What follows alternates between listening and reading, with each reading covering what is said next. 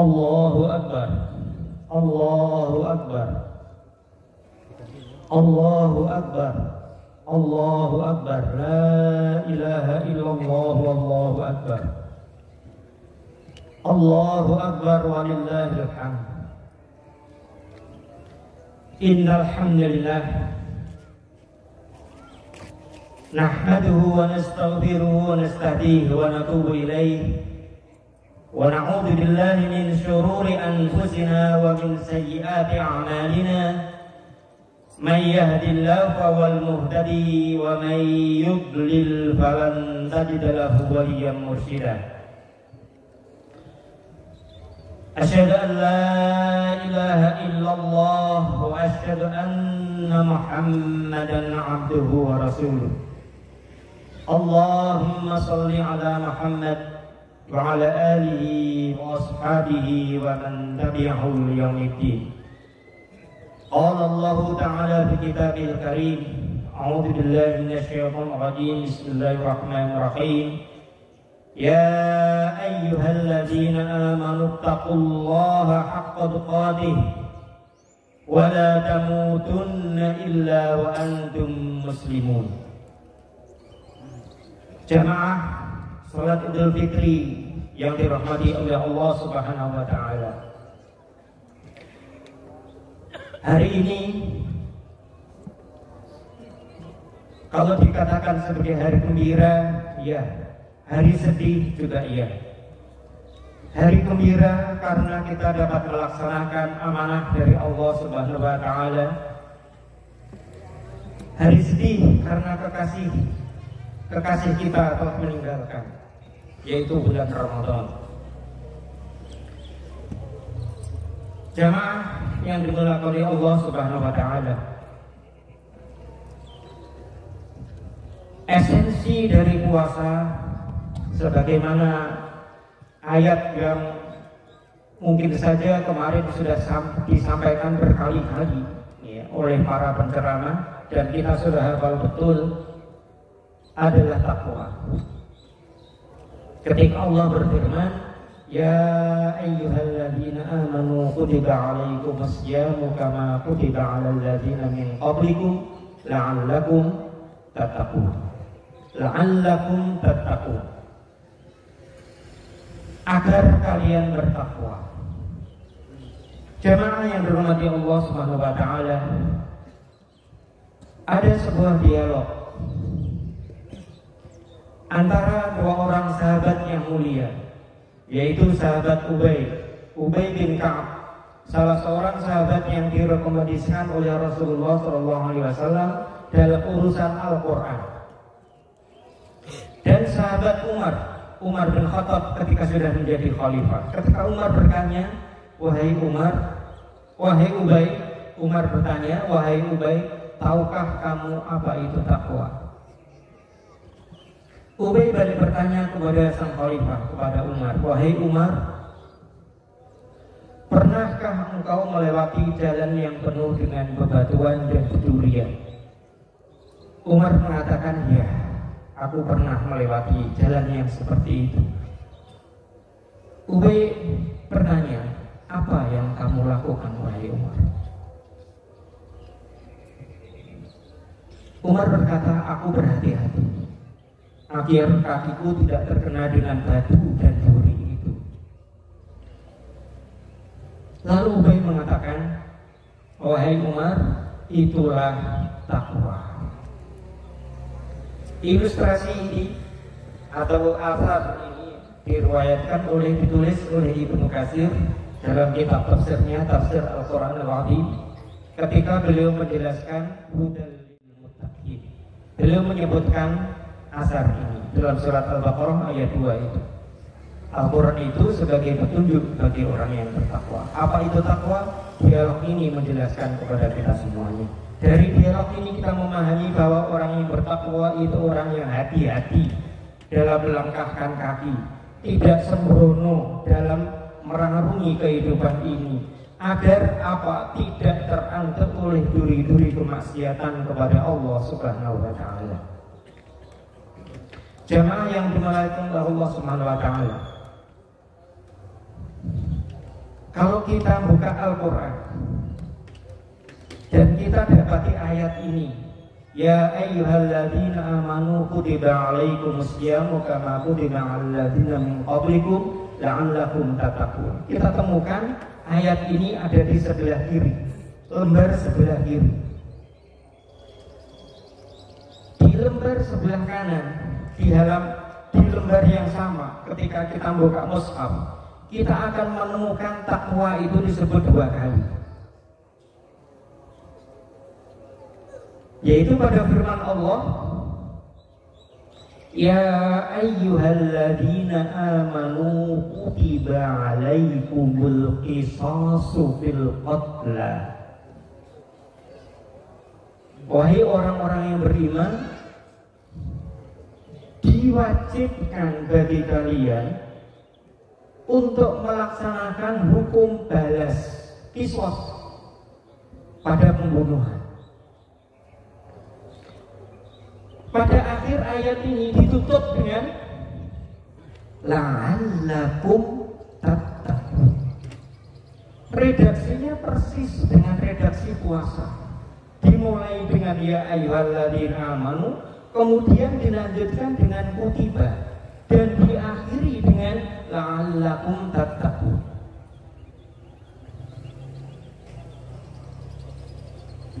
Ini menunjukkan apa? Penegakan hukum agar tercipta keamanan. Itu juga sama derajatnya dengan puasa. Dan ujungnya adalah takwa. Kemudian pada rangkaian ayat selanjutnya Allah mengatakan, kutiba alaikum idza hadara ahadakumul maut in taraka khairan lil wasiyyatu lil walidaini wal aqrabin. Diwajibkan bagi kalian ketika mendekati ajal, ketika punya harta yang banyak. Khairan di sini artinya bukan kebaikan pada ayat ini, tetapi adalah harta. Intaraka khairan, jika meninggalkan harta, diwajibkan apa? Diwajibkan menulis wasiat. Untuk siapa? Untuk kedua orang tua dan kerabat. Dan akhir ayat ini Allah menyebutkan juga kata takwa, haqqan lil muttaqin. Yang demikian ini adalah benar bagi orang yang bertakwa. Jadi pada lembar ini Allah menyebutkan kata takwa itu 3 kali. 1 pada puasa, 2 pada qisas, dan 3 pada wasiat. Kita bisa mengatakan bahwa puasa itu adalah ibadah yang sifatnya personal. Dan wasiat yang berhubungan dengan harta, yang itu hubungannya dengan kesejahteraan, itu adalah ibadah tingkat keluarga.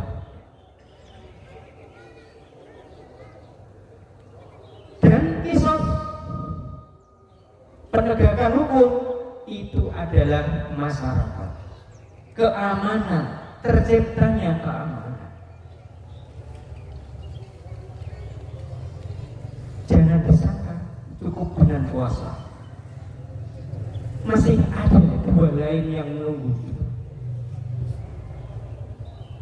Bagaimana masyarakat aman, keluarga sejahtera, dan personal bertakwa. Itu jauh sebelumnya Allah sudah menyebutkannya dalam surat Quraisy. Ketika Allah berfirman, ila bi Quraisy ila bihim rihlatas syita'i was-sayf falyabudu rabb hadzal bait alladzi at'amahum min ju' wa amanahum min khauf. Dari belakang kita katakan keamanan, penegakan hukum, alju keluarga, dan ibadah, falyabudu rabb hadzal bait. Lalu pada ayat ini dirinci, disebutkan sebagiannya, yaitu puasa, wasiat, dan penegakan hukum. Jamaah yang dimuliakan oleh Allah Subhanahu wa taala. Puasa sebagai sarana untuk menunjukkan ketakwaan kepada Allah Subhanahu wa taala. Dan selama bulan Ramadan kita digembleng oleh Allah Subhanahu wa taala dengan berbagai macam syariatnya, berbagai macam ajarannya. Dan Allah obral pahala untuk siapapun yang melakukan ketaatan-ketaatan itu. Ketika Ramadan sudah keluar, ketika Ramadan sudah selesai, sudah meninggalkan kita, apakah pahala itu tidak ada lagi? Apakah ibadah itu sudah selesai? Tidak. Ibadah kita akan selesai. Sampai kapan? Sampai Allah memanggil kita. Pertama, kalau kita lihat redaksi ayat-ayat Al-Quran yang menyebutkan berbagai macam ibadah, baik itu sholat, zakat, atau yang lain-lainnya, digunakanlah fi'il mudhari'. Dan fi'il mudhari' itu maknanya apa? Terus menerus dilakukan.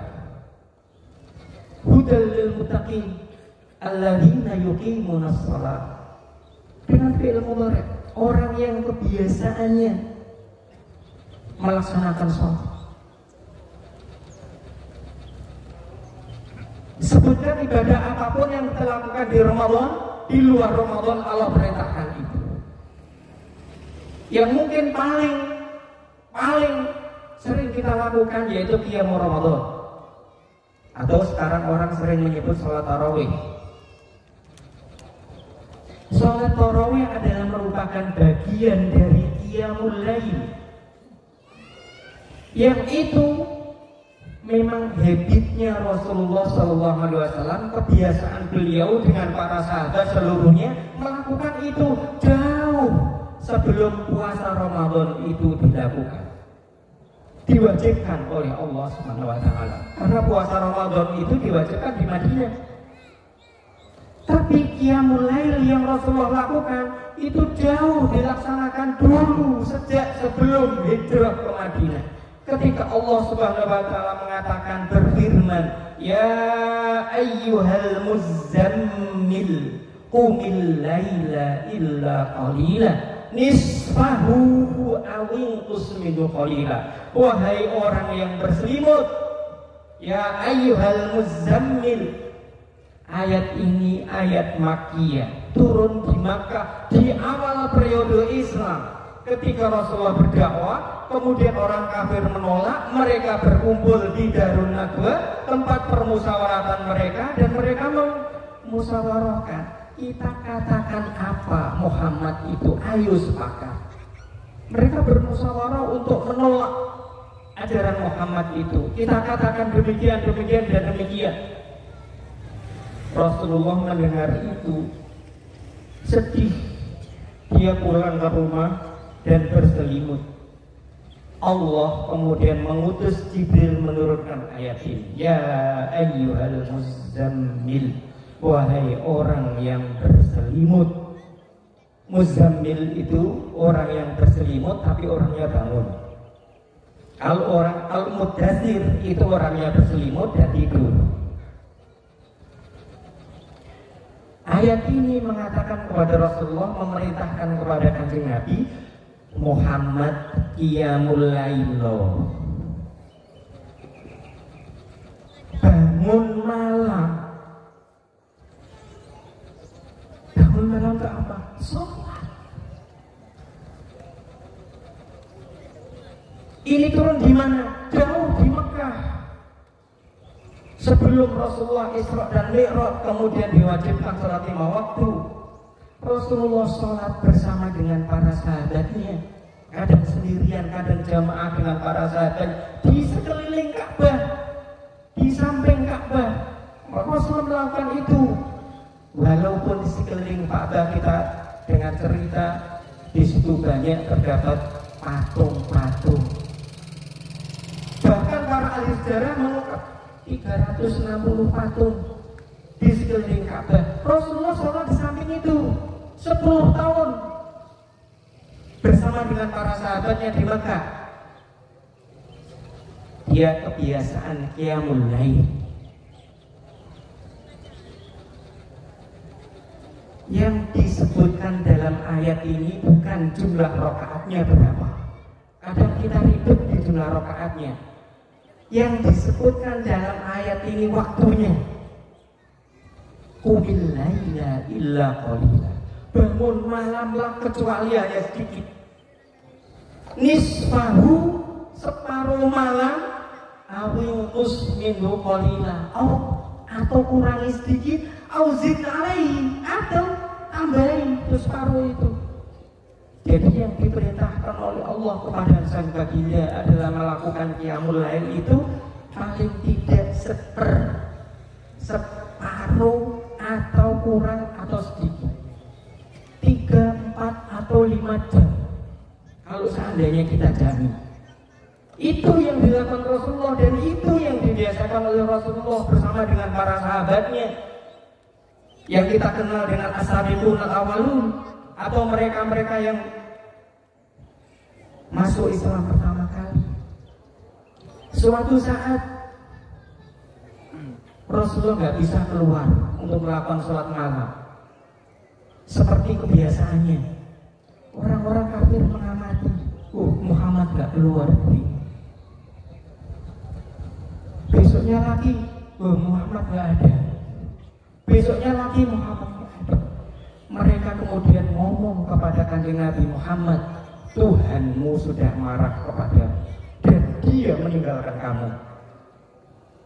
Turunlah Allah dengan firman-Nya dengan perantaraan malaikat Jibril.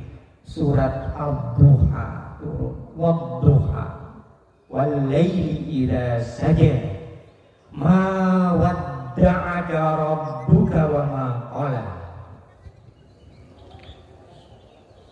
Demi waktu duha dan malam ketika sudah turun, Allah ma wadda'aka, tidak akan berpisah dengan kamu dan tidak akan murka kepada kamu.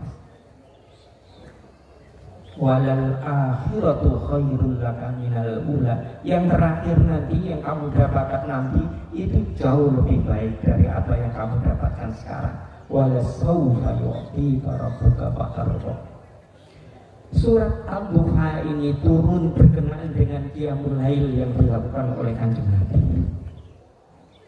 Jauh sebelum diwajibkan sholat zuhur, asar, maghrib, isya, subuh, Rasulullah sudah membiasakan diri dengan para sahabatnya untuk melakukan qiyamul lail. Karena itu kalau kemarin selama 1 bulan kita digembleng oleh Allah dan Rasulullah mengatakan man qama ramadhana imanan wa ihtisaban ghufira lahu ma taqaddama min dambi. Ayo, itu kebiasaan itu kita biasakan, kita jadikan sebagai habit kita. Kita istiqomah di situ, terus ajib melakukannya. Tidak peduli berapa rakaat yang kita lakukan, tapi terus menerus yang kita lakukan. Kalau bisa nyuntuh Kanjeng Nabi separuh malam, kalau bisa, kalau nggak bisa sebisanya. Makanya dalam hadis yang diriwayatkan oleh Sayyidah Aisyah, ketika menyebutkan qiyamul lailnya Rasulullah, beliau mengatakan mazada Rasulullah fi Ramadan wala fi ghairi Ramadan. Tidak nambahi pada bulan Ramadan dan bulan selain Ramadan. Itu kebiasaan beliau melakukan itu. Dan di antara penjelasannya dia katakan la tas'al an husnihinna wa tulihinna. Jangan kamu tanya betapa bagusnya, betapa panjangnya itu qiyamul lailnya Rasulullah itu. Ini yang harus kita garis bawahi gitu, panjang dan bagus. Itu qiyamul lailnya Kanjeng Nabi Muhammad SAW. Tilawah, Rasul tidak pernah menyebut itu hanya pada bulan Ramadan, tapi kapanpun ma jalasa qaumun fi baitin min buyutillah yatluna kitaballah wa yatadarasuna fima bainahum illa nazalat alaihimus sakinah wa haffathumul malaikah wa ghasyiyatuhumur rahmah wa dzakarallahu fiman indahu. Tidak duduk seorang di rumah-rumah Allah yatluna kitaballah, membaca kitab Allah, wa yatadarasuna fima bainahum, dan bertadarus di antara sama mereka. Jadi ini ayat hadis Rasulullah ini membedakan antara tilawah dengan tadarus. Tilawah itu membaca, tadarus itu mengambil pelajaran. Ada yang mengajar, ada yang belajar. Saling take and give, saling memberi. Dalam riwayat yang lain Rasulullah mengatakan wa yata'aqawnahu fima bainahum, bukan yatadarasun tapi yata'aqaw. Yata'aqaw itu saling take and give, saling memberi. 4 pahala. Ketenangan turun, malaikat akan menaungi mereka, rahmat akan melingkupi mereka, dan Allah akan menyebut orang-orang ini di makhluk-makhluk yang di sisinya. Dan ini tidak hanya pada bulan Ramadan, bulan apapun, kapanpun, dimanapun. Makanya ngaji itu harus kita jadikan sebagai habit, istiqomah kita, kebiasaan kita. Jangan kita jadikan itu semua sebagai kenangan.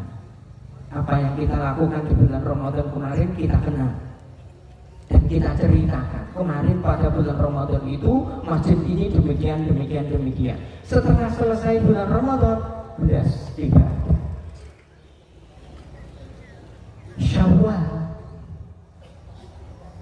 hari ini tanggal pertama, itu bahasa Arab. Dari fi'il syala yasulu, sya'il wa huwa syawal. Syala meningkat, meningkat, meninggi, naik. Itu filosofi syawal. Syawal itu singgah mubalaghah, untuk menekankan, untuk menyangatkan. Seperti fa'al, karam, faham, alam, untuk sangat meningkat. Itu yang diinginkan. Makanya di sini ada syariat puasa 6 hari. Abu Hurairah karena ingin istiqomah tadi, beliau menceritakan kepada kita. Abu Hurairah, Ausani khalili bisalas,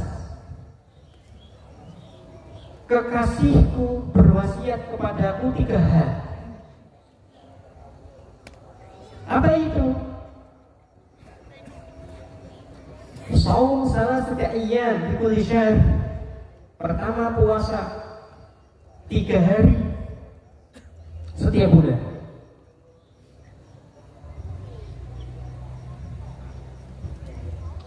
Ibadah seorang muslim 1 ditulis Allah 10. Kalau dia puasa 3 hari dalam 1 bulan, dia ditulis oleh Allah puasa 1 bulan utuh. Demikian sampai akhir tahun.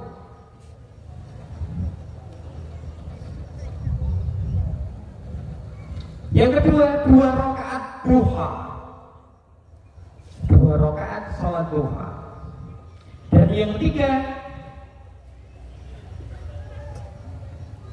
al-witr qabla naum, salat witir sebelum tidur.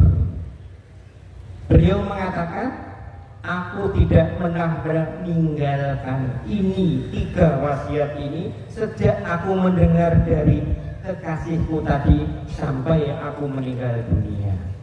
Itu yang dilakukan oleh Abu Hurairah. Beliau melaksanakan qiyamul lail dan salat witir sebelum dia tidur. Abu Hurairah ini dalam keluarganya tinggal 3 orang. 3 orang dalam keluarganya. Itu keluarga Abu Hurairah. 1 beliau, kedua istrinya, dan ketiga budaknya. 3 orang ini membagi malam. Abu Hurairah mengamalkan sabda Rasulullah. Dia menghidupkan sepertiga yang pertama. Istrinya Abu Hurairah sebelum tidur, istrinya dibangunkan, menghidupkan sepertiga yang kedua. Istrinya sebelum tidur membangunkan budaknya, menghidupkan sepertiga yang terakhir pada malam itu. Itu kebiasaan yang dibangun oleh keluarga Abu Hurairah. Padahal Abu Hurairah itu pernah menjadi seorang gubernur pada masa Khalifah Umar bin Khattab. Beliau diangkat menjadi gubernur di daerah Bahrain. Tapi kebiasaan ini tidak pernah beliau tinggalkan. Beliau ceritakan, aku tidak pernah meninggalkan itu. Wasiat Rasulullah 3 ini sejak aku mendengar itu sampai meninggal dunia. Itulah yang disebut dengan istiqomah. Istiqomah dalam ketakwaan kita. Apa yang sudah kita lakukan pada bulan Ramadan yang berupa ketaatan, ibadah-ibadah, menjauhi hal-hal yang dilarang oleh Allah, mari kita lanjutkan dan kita teruskan di bulan Ramadan sampai kita insya Allah bertemu dengan bulan Ramadan selanjutnya.